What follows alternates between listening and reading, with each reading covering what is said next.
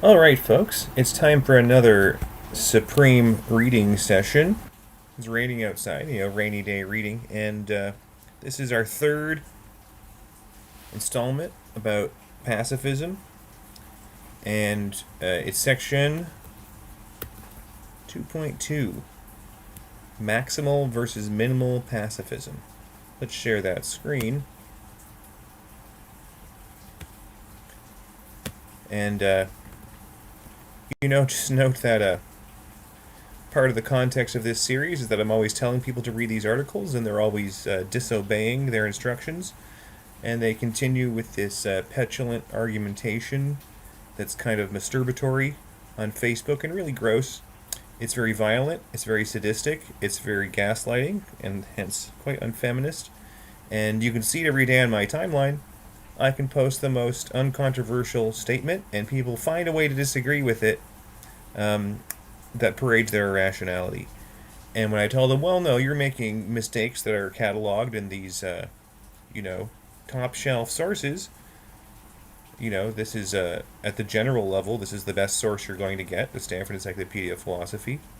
And is not top shelf in terms of the most difficult. This is a springboard into the real literature. If you were a professional and all you cited was this, you'd be laughed out of the university. But unfortunately, laughter doesn't keep people off of Facebook, even though it was once only for people in university. People will just sort of inflict upon themselves the reasoning that you witness. So let's see if folks can actually listen to entire sections of philosophy articles and not say anything stupid. Because you could just calm down and read this, folks.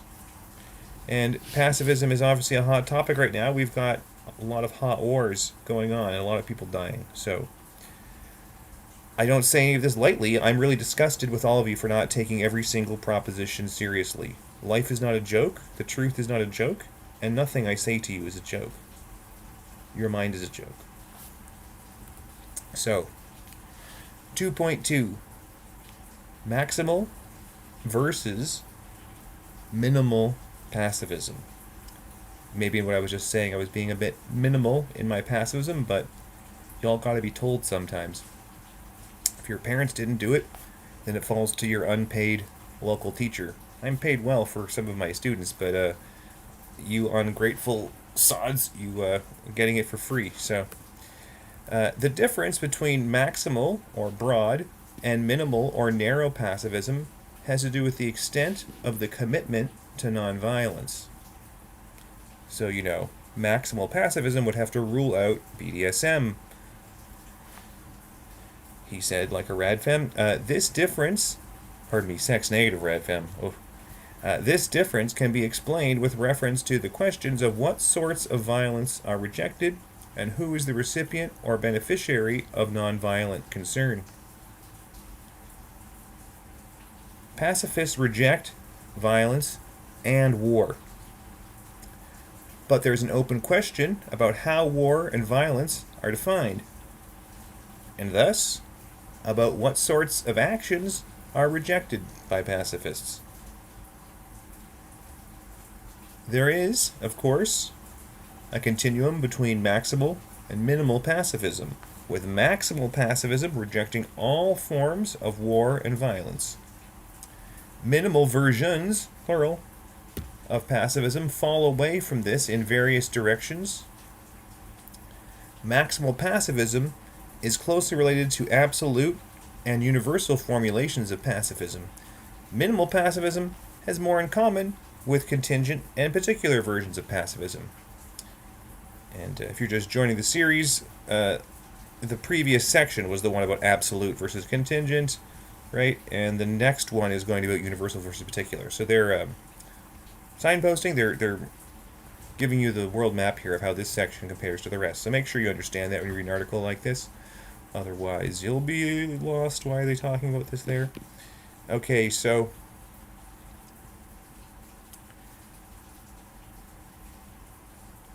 new paragraph. There are a variety of actions that can be described as war.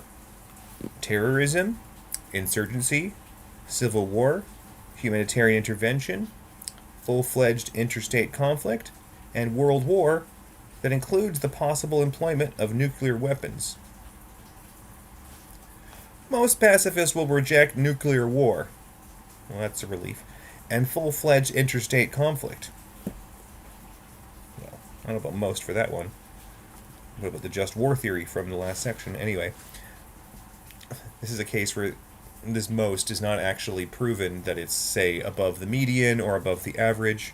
By the way, don't ever confuse median and average. You'll expose yourself as an amateur. Anyway.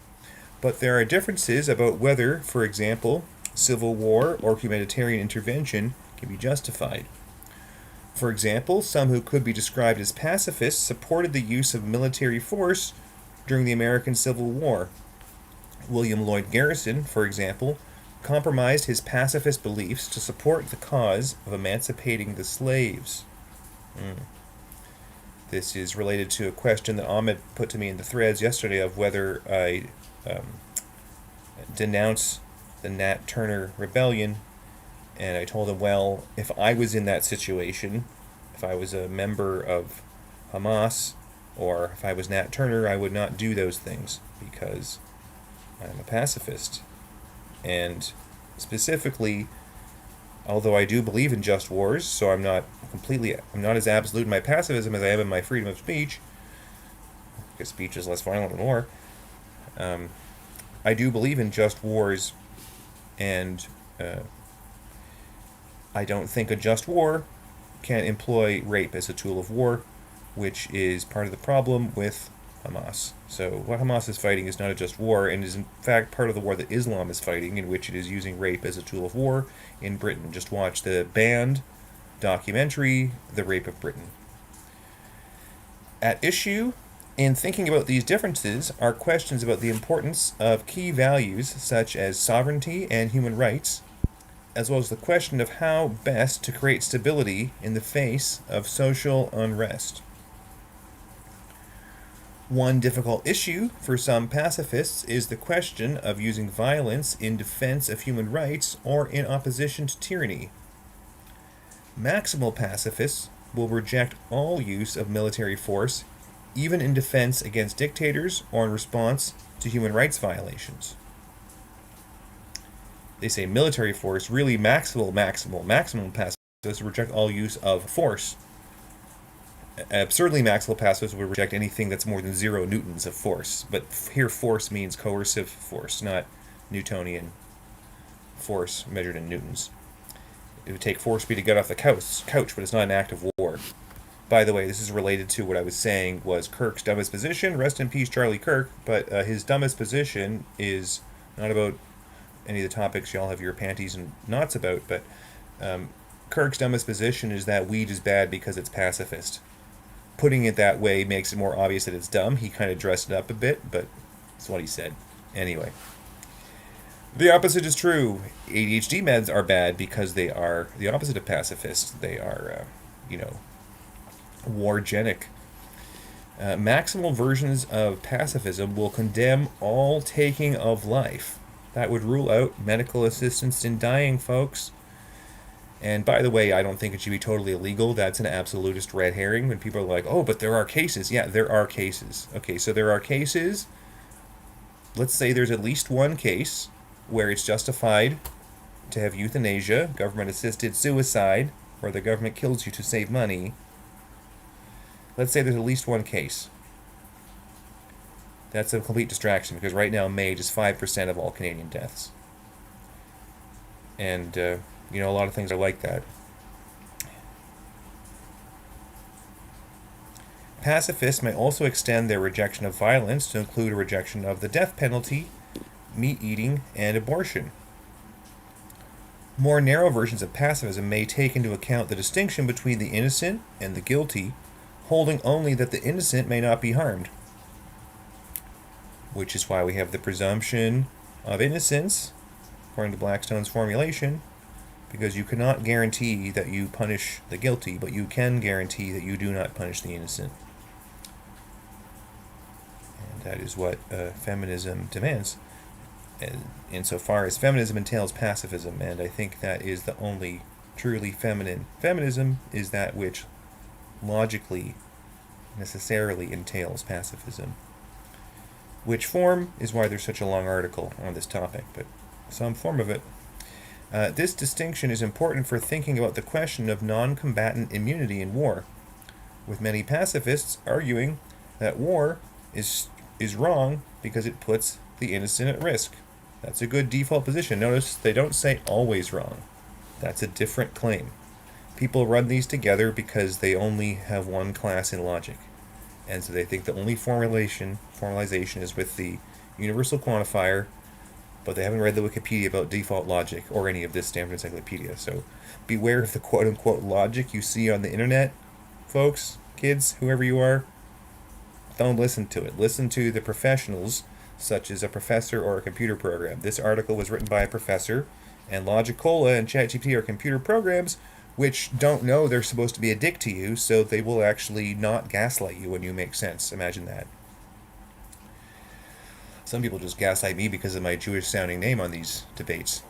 And once again, let's say we're going to remain neutral on my Jewishness. Some opponents of the death penalty will make a similar argument about the death penalty and the risk of executing the innocent. Yeah, there you go.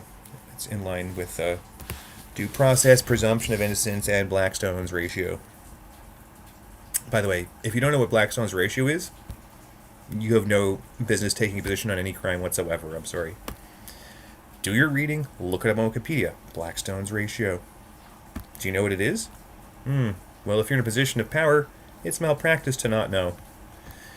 And opponents of abortion will also claim that it harms the innocent. That, at least in the current context, is much more of a debate, because they're going to debate whether the life exists. How can you harm a life that is yet to exist? Harming future innocent people who have yet to exist, that's different. That's like an argument for procreation, not for non-abortion. But I do think it's a bit arbitrary. The moment of conception doesn't mean that abortion is good. The connection between war, the death penalty, and abortion is made in the Catholic quote-unquote seamless garment approach to the problem of developing a quote-unquote consistent ethic of life. This approach condemns all actions that harm innocent persons, and it is often extended toward a rejection of all harm without regard for the distinction between innocence and guilt. That reminds me of the line from Jesus that can be interpreted in a more radical way, where he says, whatsoever you do to the least of us, you do to me. And some people say, well, who is us? Does that include murderers and criminals? And I've heard a neighbor of mine argue that it is in fact everyone. It's the absolute least of us. How you treat Satan is how you treat Jesus on that reading. So you better give Satan due process, because he could be Jesus. Not that that's the argument Jesus gives, but he says that how you treat one is how you treat him. Such a view has been defended most famously by Pope John Paul II, who rejected, or was skeptical toward, all sorts of violence, including war, the death penalty, suicide, euthanasia, and abortion. Pacifists may also extend moral concern to include concern for all sentient beings, and thus pacifists may also condemn meat eating and animal cruelty. I used to be a vegan, guys, but I'm not an absolute pacifist. Gandhi, for example, extended ahisma maximally to include avoiding harm to sentient beings, famously. Okay, I'm going to pause and restart the stream, so these are broken on section boundaries. And we're going to do 2.3, universal versus particular pacifism. Be right back.